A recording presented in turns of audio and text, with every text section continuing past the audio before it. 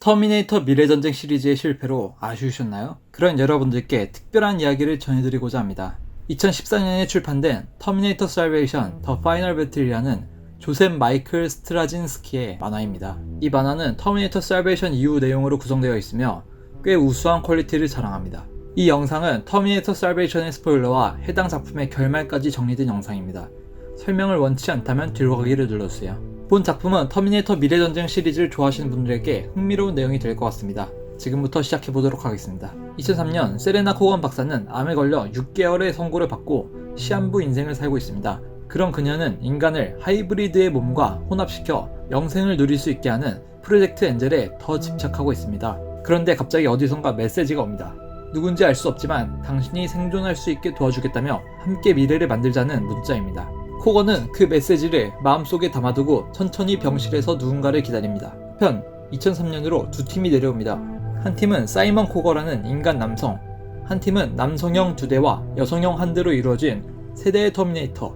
이들은 모두 토마스 파넬이라는 남자를 찾고 있습니다. 터미네이터 팀은 병원에 있는 코건 박사를 우선적으로 찾아갑니다. 그들은 메시지대로 코건을 구원하러 온 기계들이며 그들은 영생을 주는 대신 스카이넷에 협조를 해줄 것을 요구합니다. 그녀는 받아들이고 스스로 냉동 캡슐에 들어갑니다. 한편 2029년에선 존 코너는 어머니의 말씀대로 스카이넷이 타임머신으로 터미네이터를 과거로 보내기 전 그것을 막기 위한 마지막 싸움을 위해 저항군들과 결의를 다집니다. 그중 사이먼 코거라는 남자가 존 코너를 말없이 바라보는데 그는 존 코너의 아들입니다. 한편 코건 박사는 냉동 캡슐에서 깨어나니 하이브리드로 개조되어 완벽하게 암을 고친 상태로 다시 깨어났습니다. 그녀는 스카이넷에게 힘을 빌려 타임머신에 필요한 에너지를 연구 중에 있습니다. 작업은 순탄하지만 곧 공격을 할 저항군들 때문에 스카이넷은 두려워하고 있죠.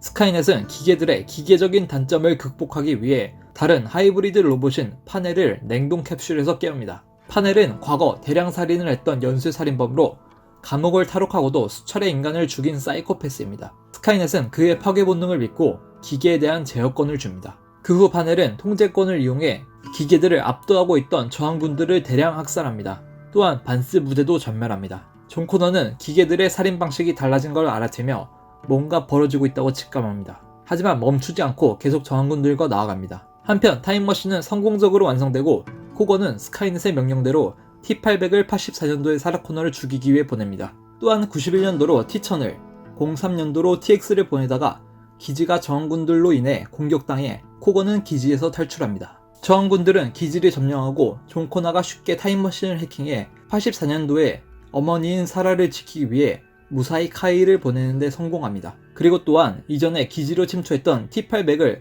재프로그래밍해 91년도로 보내는데 존은 그에게 엄지척은 잘했다라는 의미라고 가르치며 성공적으로 보냅니다. 한편 파넬은 스카이넷의 통제를 따르지 않고 코건 박사에게 무력을 행사하며 더 큰 통제권 요구를 협박합니다. 코건과 스카이넷은 예상 밖의 상황에 당황하며 플랜 B인 죽은 마커스를 다시 일으켜 존 코너와 대화를 요청합니다. 마커스는 스카이넷이 파넬에게 통제력을 점점 빼앗기고 있으며 인간의 사륙을 즐기는 파넬이 곧 스카이넷이 될 것이고 그렇게 되면 스카이넷과 인간은 모두 패배하기 때문에 파넬을 공격해주길 요청합니다.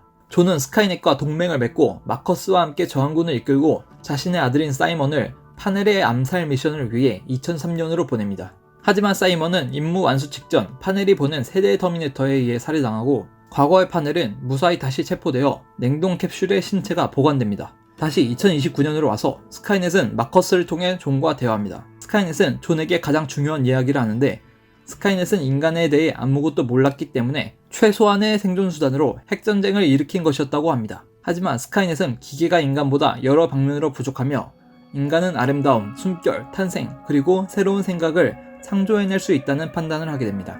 그리고 스카이넷은 종전을 요청하며 힘을 빌려줄 테니 함께 파넬을 공격하자는 제안을 합니다. 존은 그 제안을 받아들여 마커스 부대를 이용해 코건 박사를 파넬에게서 빼앗아 옵니다. 코건은 스카이넷의 제안대로 존을 터미네이터로 만들어 파넬 부대를 침투한다는 작전을 진행합니다. 존은 코건의 기술로 T800의 몸에 의식이 이식되는 데 성공하여 파넬 부대에 침투하게 됩니다. 존은 파넬과 전면전에서 승리하나 했으나 파넬이 저항군 측으로 보낸 침투 로봇인 T850에 의해 존 코너의 실제 몸이 공격당해 T800인 존은 쓰러집니다. 파넬은 존에게 넌 기계를 죽이는 데는 프로지만 인간을 죽이는 데는 아마추어다 라며 존을 조롱하는데 존은 자신의 몸과 연결을 끊고 파넬을 기습해 제거하는 데 성공합니다.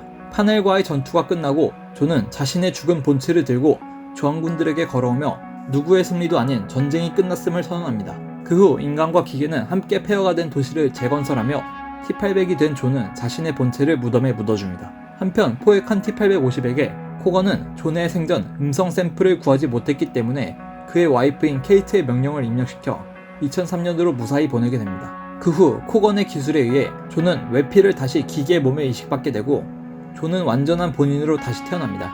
또한 코건은 존의 DNA를 추출해 그의 자식을 낳을 수 있게 돕는데 그로 인해 태어난 딸에게 존은 어머니의 이름을 따 사라라는 이름을 지어주고 그녀가 컸을 때 세상을 구한 그녀의 할머니에 대한 이야기를 해주기로 결심하고 이야기는 끝이 납니다. 이 이야기는 미래전쟁 시리즈인 살베이션의 마니아인 분들에게 꼭 읽어보라고 권하고 싶은 만화입니다. 제가 정리한 내용보다 더 많은 디테일 요소가 있으며 팬들이 감동할 만한 오마주도 곳곳에 숨어 있습니다. 아래 영상 정보란에 이 작품을 감상할 수 있는 링크를 적어둘 테니 궁금하신 분들은 찾아서 읽어보시길 권장합니다. 정리된 내용에 틀린 점이 있으면 지적 부탁드립니다. 저도 어려운 용어가 많이 나오는 터미네이터 작품이다 보니 해석이 틀릴 수도 있을 거라 예상합니다. 재밌게 보셨다면 구독과 좋아요 부탁드립니다. 이상으로 에리크랑이었습니다.